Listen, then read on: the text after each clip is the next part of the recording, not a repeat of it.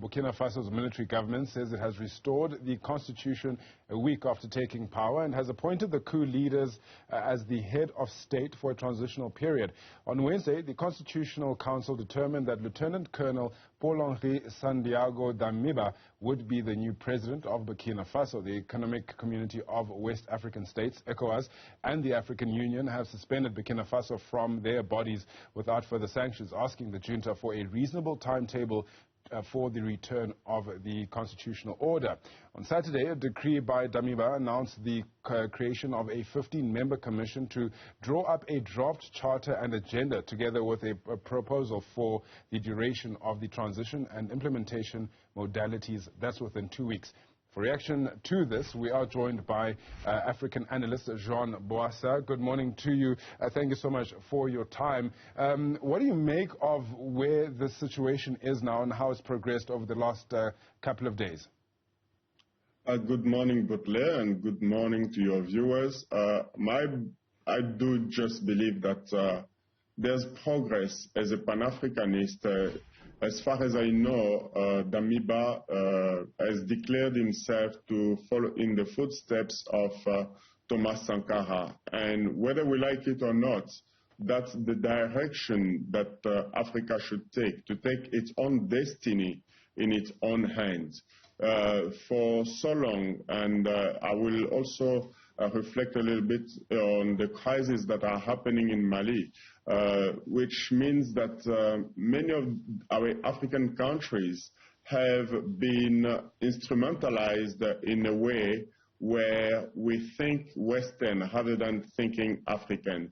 And Damiba, by becoming the president of his country, Burkina Faso, I think it's a good thing that the people, the citizens of Burkina Faso, are electing in a way, because it's elections. When we talk about democracy, we also need to take a sense of who we are as Africans, because we always think about it in terms of what we are being imposed to believe that that is democracy, while in the entire world there's no democracy.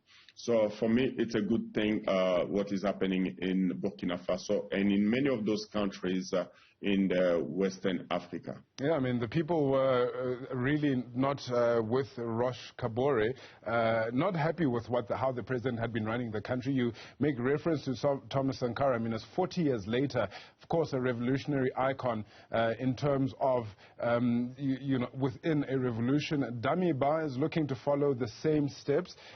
Do you think that his ideologies will be accepted in the same manner that Sankara's was?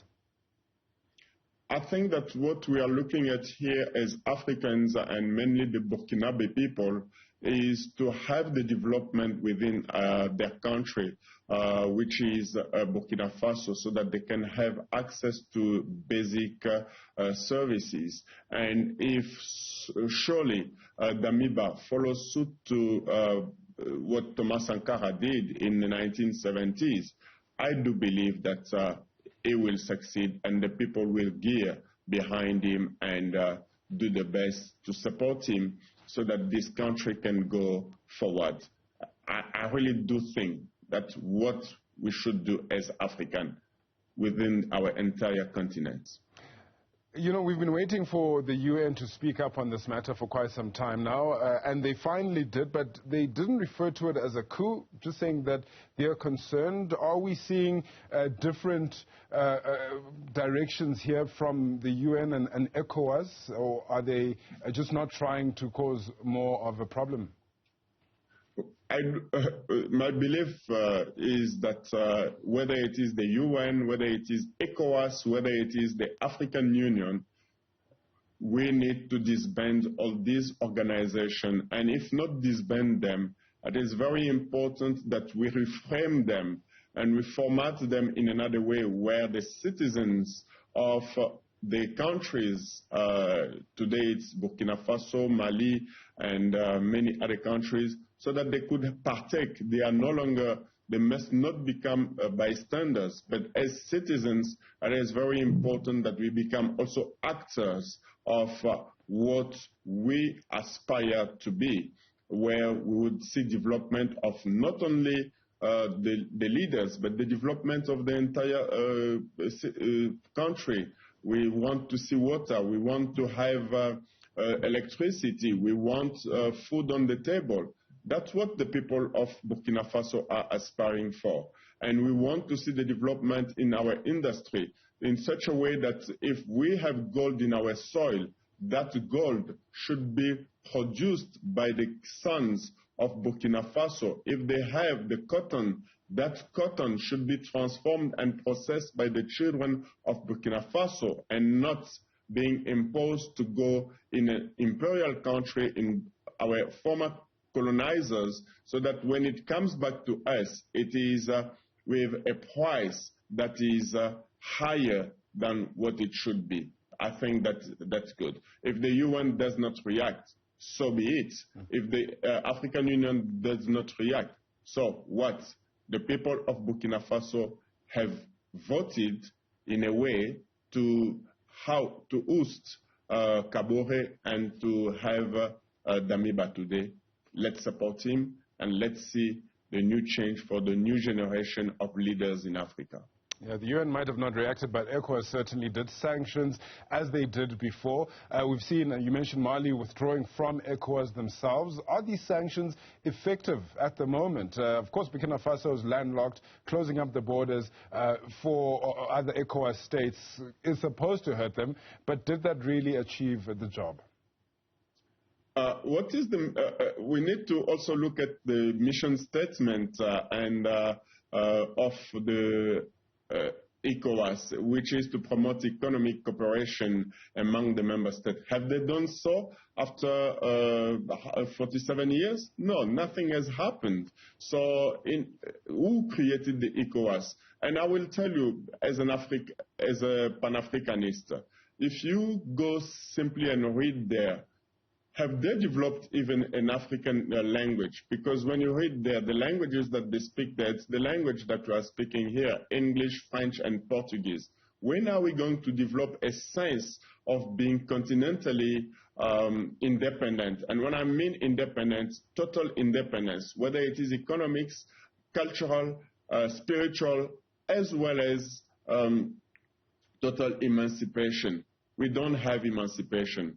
The only thing that we have is to copy what the West has imposed upon us. My belief is that the sanctions are not going to apply for Burkina Faso. Remember that China, many years ago, was also sanctioned by the entire world during Mao's time. Where is China today? Isn't it the superpower in the world? So let's Burkina Faso be sanctioned and let it develop within, because sometimes we need to develop within. And there are so many countries in Africa that need to develop within, like an individual developed within. Yeah, you know, you speak of that developmental that has to happen from within. We know that Damiba has been calling for certain things to happen in that manner, including the independence. He's now announced the Fundamental Act. Apart from other things, it guarantees the independence of the judiciary system. Can you just highlight some other important factors of that act for us? Well, with regard to the judiciary, it will go as well as for the legislative, where the people of the country need to act and the people of the country need to say their words. As I said earlier on, they need to deliver in a manner that the judiciary will be independent, so that it will not impact with the executive.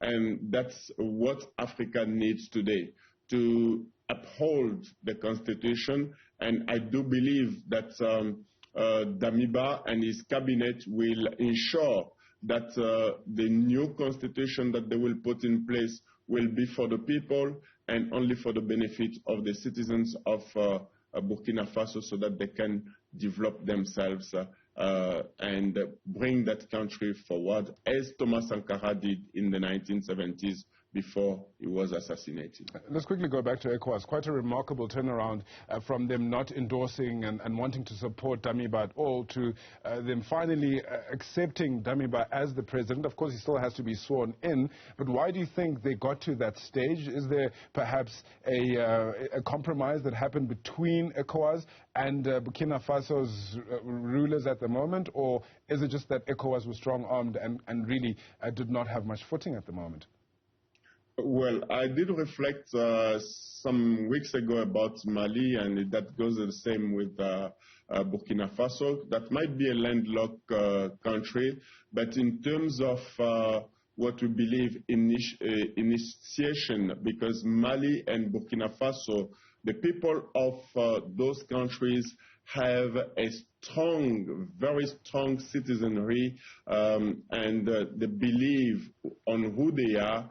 And so, if ECOWAS has to backtrack in such a way that it can benefit from those two countries, and mainly from Mali and Burkina Faso. Why? Because Mali is very central to the Western Africa, as well as Burkina Faso in terms of its culture, in terms of how they live by integrity. And when we are trying to tackle things like corruption, this is a country that is an example in many instances during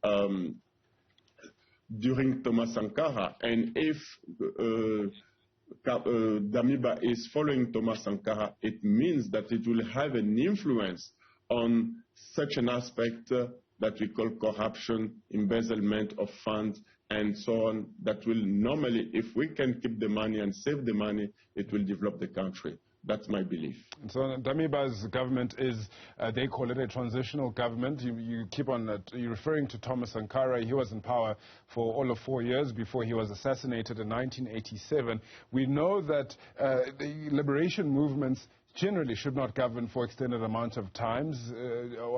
Do you think that indeed will be the case in this instance, where they will give up the power as long as they see that they're achieving what they would like to achieve with the country? And who's talking here? I do believe that the narrative has changed.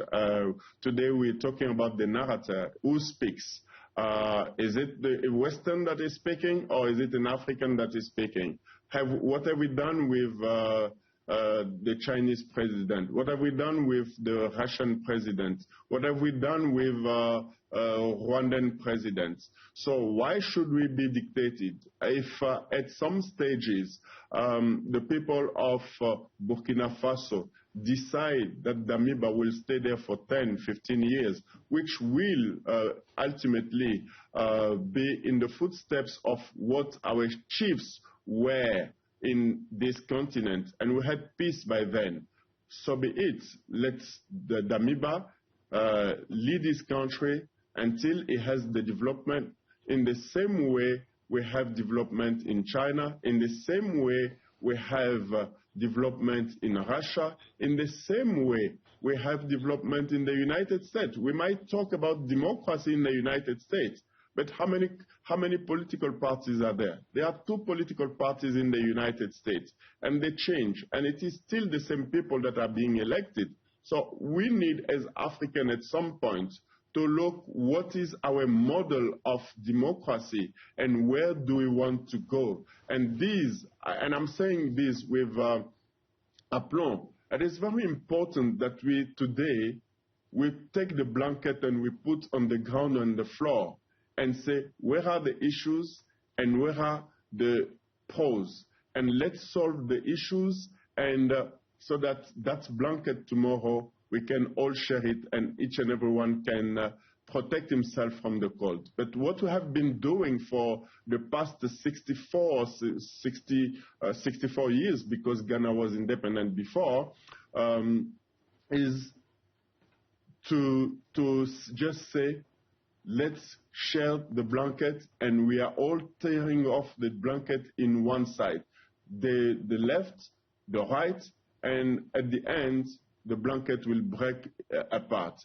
But if we put the blanket together and try to find the solution for our democracies as Africans, for our languages as Africans, for our education as Africans, for our medicine as Africans, then I think we will develop, as I said earlier on, within ourselves and bring the continent where it should normally be, with the wealth that this continent has, gold, minerals that we do not benefit from because everything that is being extracted in this continent goes elsewhere. Henceforth, we don't have roads, we don't have hospitals, we don't have schools, we don't have this. Why? Because the money goes elsewhere. If Damiba wants to lead the country within 10 years, I see no problem with that. Well, thank you for your opinion and your views on that. That's Jean Bwasa, Africa analyst on that important topic there.